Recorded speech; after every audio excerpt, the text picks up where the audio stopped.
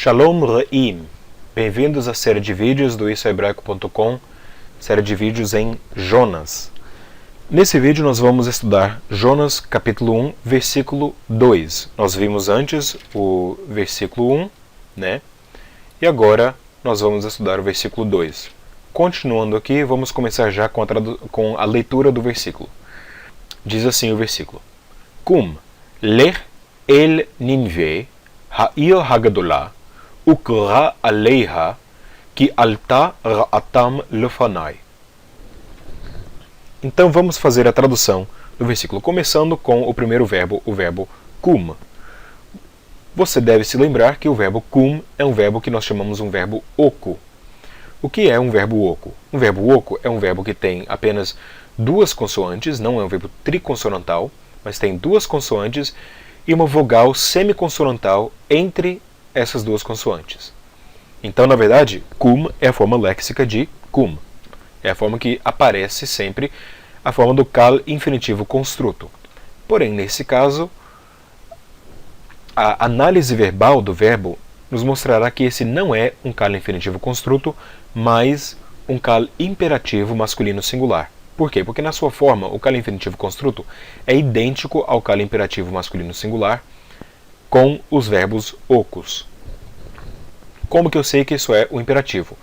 Bom, porque fica estranho dizer para levantar, ler a Nínive. Né? Ler, nós vamos fazer a análise daqui a pouco, mas fica estranho dizer para levantar. Por quê? Porque a palavra de Deus está dando uma ordem a Jonas. E aqui então, kum é um cal imperativo masculino singular. Próximo verbo, age como se ele fosse um verbo fraco P, yod. Por quê? Porque nós temos apenas duas consoantes aqui, a primeira consoante caiu, ela não aparece mais aqui. E normalmente então nós vemos que com verbos P, yod, o yod vai desaparecer no cal imperfeito. Como ele desaparece no cal imperfeito, e as conjugações imperativas e infinitivas são derivações do imperfeito, o yod também vai desaparecer do imperativo e do infinitivo construto e infinitivo absoluto.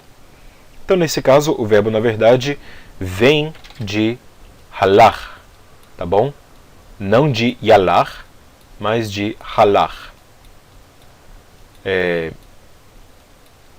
Halar, se você estudou o hebraico através dos meus vídeos, eu estudo o verbo halar na unidade 20, vídeo 4.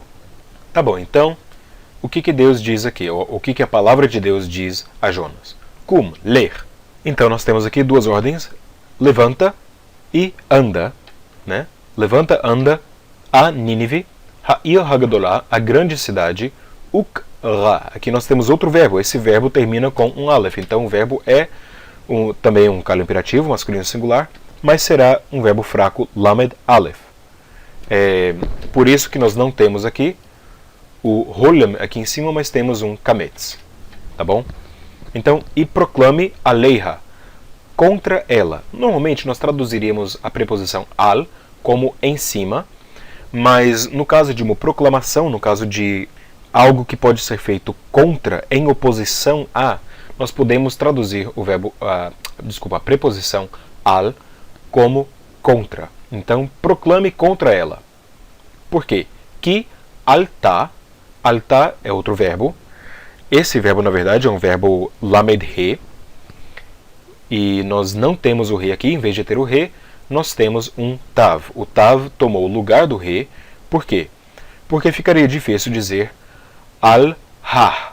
Né? Ter esses dois res aqui, um do lado do outro. Em vez de ter dois res, um do lado do outro, nós temos a aparência do tav para substituir o re que fazia parte de alá, fazia parte aqui da raiz do verbo. Alá significa levantar.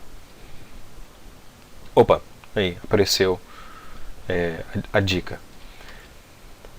E então alta é um verbo cal, perfeito, terceira pessoa feminina do singular. Que alta o quê? Que subiu o quê? Ra'atam. Ra'a é o mal, mas no hebraico Ra'a é um substantivo feminino, por isso Ra'a é o sujeito do verbo alta. E o mal deles, nós temos aquele sufixo pronominal aqui, deles, né? 3MP, ra'atam, o mal deles subiu onde?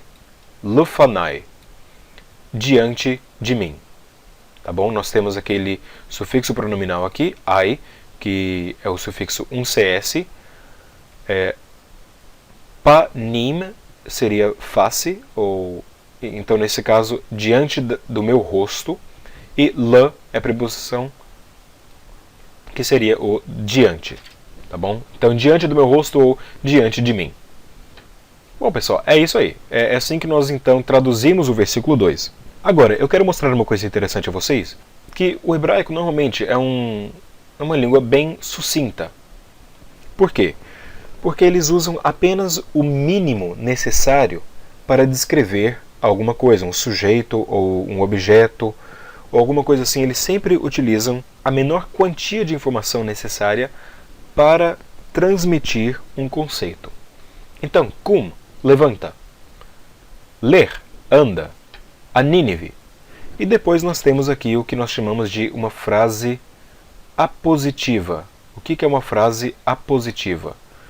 Uma frase apositiva faz aposição, isto é, faz referência a um substantivo que veio antes dessa frase. Ha'ir hagadolah. Deus está dizendo, anda a Nínive, a grande cidade. Por que ele diz a grande cidade? É porque Jonas não conhecia Nínive? Não, claro que ele conhecia a cidade de Nínive. Claro que ele não estava pensando que existia uma outra Nínive. Mas ele diz, anda a Nínive, a grande cidade. Agora, qual que é a importância de Ha'ir Hagadolah? Na verdade, essa frase aparece 3 outras vezes no livro de Jonas, em Jonas 3, versículo 2, 3, versículo 3 e 4, 11, para descrever a cidade de Nínive. Por quê? Porque esse é um tema muito importante no livro de Jonas. Nínive é uma cidade grande, uma cidade cheia de vidas, mesmo que são vidas de pecadores, mesmo que são vidas que foram afetadas e corrompidas pelo pecado, continua sendo uma grande cidade com muitas pessoas, uma cidade que está desesperada, que precisa da salvação de Deus. Por isso que Deus diz aqui, já no começo da história nós vemos essa aparência de Nínive, Ha'ir Hagadolah, a grande cidade. Como que eu sei que essa frase aparece essas 3 vezes aqui? Vejam depois o vídeo que eu vou colocar acerca do uso do BibleWorks para encontrar coisinhas assim, tá bom? Outra coisa que eu queria ver com vocês é que aqui nós temos a aparência de 3 imperativos. Quando nós temos esses 3 imperativos, normalmente no hebraico, imperativos que seguem um depois do outro, mostram uma sequência temporal, isto é, uma sucessividade de eventos. Então, levanta, primeira coisa. Depois de levantar, anda. Depois de andar, proclame. Tá bom? Então, eu queria apenas lembrar a vocês que existe sim uma ordem sintática. Se em vez de ukra nós tivéssemos, por exemplo, v'yikra, isso seria o que nós chamamos de um kal imperfeito conjuntivo, tá bom? O kal imperfeito conjuntivo é o quê? O kal imperfeito conjuntivo, quando ele segue um imperativo, na verdade tem a força de propósito. Então, esse texto estaria dizendo, levanta, anda para o propósito de proclamar contra ela, tá bom? Mas como nós temos aqui outro verbo imperativo, na verdade o que nós temos é uma sucessão temporal de fatos. Então, levanta, anda e proclama. Esses 3 verbos aqui são 3 ordens que a palavra de Deus dá a Jonas. Espero que isso ajudou um pouco mais na compreensão do hebraico bíblico. Vamos continuar ao versículo 3. Até a próxima. Shalom.